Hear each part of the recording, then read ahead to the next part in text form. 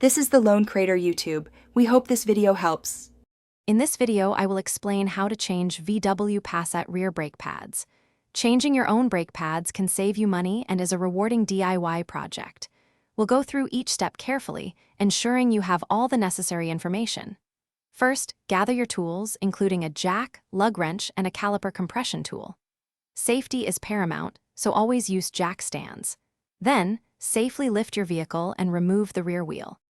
Now that the wheel is off, let's remove the old brake pads. You'll typically find 2 caliper guide bolts on the back of the caliper. Use the correct size wrench to loosen and remove these bolts.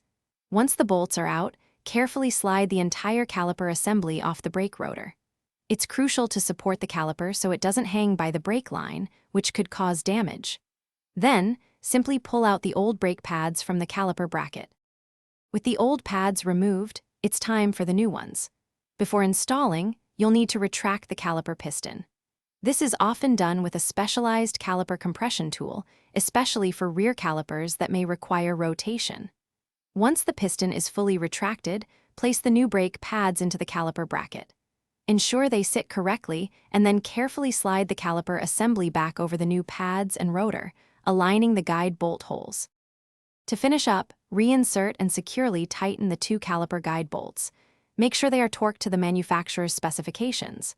Then, reinstall your wheel, ensuring the lug nuts are tightened correctly, and safely lower your vehicle. Before driving, pump the brake pedal several times until it feels firm. This action pushes the caliper piston out and seats the new pads against the rotor. Always test your brakes at low speed in a safe area first. Thanks for watching. Consider subscribing if we helped you.